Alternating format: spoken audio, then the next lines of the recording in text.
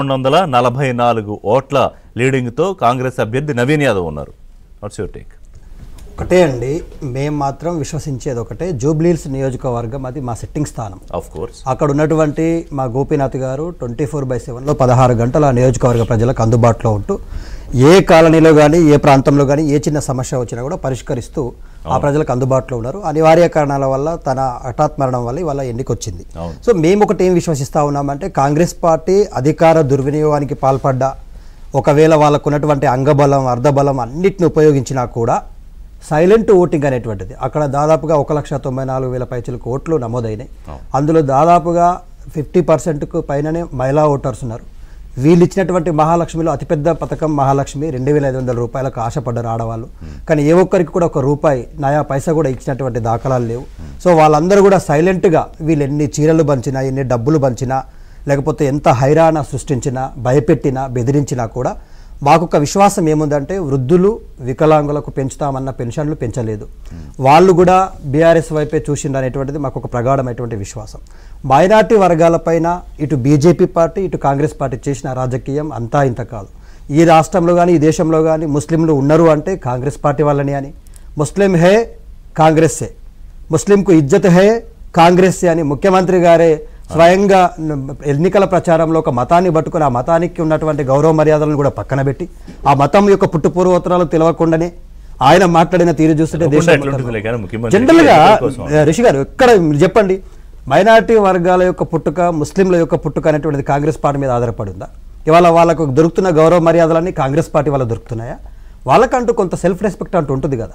So ఈ మాటలన్నీ కూడా ఎన్నికల సమయం వచ్చేసరికి మొలతాడు రాజకీయం మాట్లాడిన బీజేపీ, మొలతాడు కట్టుకున్నామన్నా మనము, బొట్టు పెట్టుకున్నామన్నా మనము, ఈ మొలతాడలు, ఈ బొట్టు, ఈ గుళ్ళు ఎన్నికలప్పుడు మాత్రమే గుర్తుకొస్తాయి. ఎందుకంటే నాకు ఈ రెండు పార్టీలకు, వాళ్ళకు ముస్లింలు గుర్తుకొస్తారు కాంగ్రెస్ పార్టీ వాళ్ళకు, వీళ్ళకు మొలతాడు బొట్టు గుర్తుకొస్తుంది, గుడి గుర్తుకొస్తుంది, పెద్దమ్మ తల్లి టెంపుల్ గుర్తుకొస్తుంది. కరెక్టే, వాళ్ళిద్దరికి ఎన్ని గుర్తొచ్చినా ఓటర్లకు మాత్రం మీరే గుర్తున్నారనేది మీకు 100%. ఎందుకు ఇంకా 8 రౌండ్లు ఉన్నాయి. షూర్, తప్పకుండా. మేమేమో తినబోయే ముందు రుచులు ఎందుకండి, మేమేమంటా ఉన్నామంటే నియోజకవర్గంలో ఒక్కొక్క డివిజన్ లో ఓట్లను కౌంటింగ్ జరిగింది. మేము ప్రధానంగా మీకు చెప్పేది ఏంటంటే, షేక్పేట్ ఒకటి, రహిమత్ నగర్ ఒకటి, ఈ రెండు ప్రాంతాలలో అత్యంత ఎక్కువగా ప్రభుత్వ దుర్వినియోగం జరిగింది, రిగ్గింగ్ జరిగింది, ఓటర్లు ఫేక్ ఓట్లు వేయించిండ్రు. ఎందుకు నేను ఎందుకు అంటున్నానంటే రిషి గారు, రిగ్గింగ్ ఎందుకు జరిగింది అంటా ఉన్నామంటే,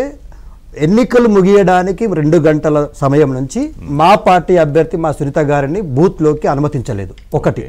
రెండోది మా ఏజెంట్లందరినీ కూడా భయపెట్టి బెదిరించి బయటకు పంపించారు. రెండోది ఫంక్షన్ హాల్స్ లో 60 సంవత్సరాల మహిళల ఓట్లని కూడా 16 సంవత్సరాల 15 సంవత్సరాల ఆడపిల్లలతో విద్యార్థులతో బలవంతంగా ఓటింగ్ బూత్ లోకి పంపించేయించిన వీడియోలు క్లిప్. కన్క్లూడింగ్ చెప్తాను మీకు. షేక్పేట ఒకటి, నేను రహమత్ నగర్ ఒకటి. ఈ 2 ప్రాంతాల్లో నేను ప్రత్యక్షంగా రహమత్ నగర్ లో కార్మిక నగర్ విభాగంలో మా ఎమ్మెల్యే అనిల్ జాదవ్ గారితో కలిసి పనిచేసిన, అక్కడున్న ప్రతి ఓటర్ని మేము ప్రత్యక్షంగా కలిసినాము. మాకు ఇచ్చినటువంటి 5 వార్డుల్లో ప్రతి ఓటర్ని మాక్సిమం 3 times కలిసినాం. వాళ్ళందరి ఒపీనియన్ ఏముందంటే, సాబ్ केसीआर साहब हमारे को कितने किया, बीआरएस पार्टी हमारे को क्या करे, सब मेरे को मालूम है साहब, हर घर में बीआरएस पार्टी का कुछ तो कुछ मिले साहब, పెన్షన్లు వచ్చినాయి సాబ్. బిగ్ డే డిబేట్ 3వ రౌండ్ ఫలితాలు వచ్చేసరికి కూడా కాంగ్రెస్ పార్టీ ఆధిక్యంలో కొనసాగుతోంది. తొలి 3 రౌండ్లలో 3,400 ఓట్ల ఆధిక్యంలో కాంగ్రెస్ అభ్యర్థి నవీన్ యాదవ్ ఉన్నారు. తొలి 3 రౌండ్లకి అంటే షేక్పేట్ డివిజన్ అయిపోయింది, ఇటు వెంగళరావు నగర్ డివిజన్, తర్వాత రెహమత్ నగర్ డివిజన్ కౌంటింగ్ సంబంధించి ప్రస్తుతానికి 3 రౌండ్లలో 3,400 ఓట్ల ఆధిక్యంలో కాంగ్రెస్ పార్టీ కొనసాగుతోంది. దుర్గాప్రసాద్ గారు, ఎట్లా విశ్లేషిస్తారు తెలుగుదేశం పార్టీకి సంబంధించి ఓట్ బ్యాంక్ మీద? ఎందుకంటే పార్టీ ఇక్కడ స్ట్రాంగ్గా ఉందా లేదా పక్కన పెడితే, పార్టీ మద్దతుదారులు, అభిమానులు, ఇంకా కార్యకర్తలు కూడా ఉన్నారు. అన్ని పార్టీలు అప్పీల్ చేసుకున్నాయి. కానీ ఇందాక చరణ్ యాదవ్ గారేమో మీరు బీఆర్ఎస్ వైపు వెళ్ళిపోయారు అని చెప్తున్నారు పార్టీ మద్దతుదారులంతా. అదే ఇప్పుడు అంటే గుడ్ మార్నింగ్ రిషి గారు. Good morning. డిబేట్ లో పాల్గొన్న కిషోర్ రెడ్డి గారికి, కిరణ్ కౌశిక్ గారికి, అందరికి నమస్కారం. దత్తాత్రేయ గారికి నమస్కారం. అయితే ఈ రోజు తెలుగుదేశం పార్టీ ఓట్ బ్యాంక్ ఎటుపోయింది అనేది నేను చెప్తా, ఎట్లా పోయింది అనేది కూడా చెప్తా. మేము పార్టీగా డైరెక్షన్ ఇవ్వలేదు. ఎందుకు ఇవ్వలేదంటే, వాస్తవంగా మేము ఎన్డీఏ కూటమి బీజేపీతో ఉన్నాం. కానీ ఇక్కడ తెలంగాణ బీజేపీ పార్టీకి అధికారంలోకి రావాలన్న ఆకాంక్ష ఉన్నదో లేదో మాకు తెలియదు. నిర్ద్వందంగా మీడియా ముఖంగా చెప్పదలుచుకున్నాను నేను. ఎందుకంటే ఎన్డీఏ గఠబంధన్ ఉన్న కాడ ఇవాళ దేశంలో రెండో ఫోర్స్ గా మేము అధికారంలో కేంద్ర ప్రభుత్వంలో ఉన్నప్పుడు పార్టీ అలయన్స్ అనేది ఉంటే ఎంత బాగుండేది, ఇలా ఇవాళ ఎంత గౌరవప్రదంగా ఉండేదని.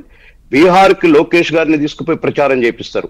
అక్కడ సెంట్రల్ బీజేపీ పార్టీ వాళ్ళు దే ఆర్ వాంటింగ్ డెఫినెట్ గా తెలుగుదేశం తోటి ముందుకు పోవాలని.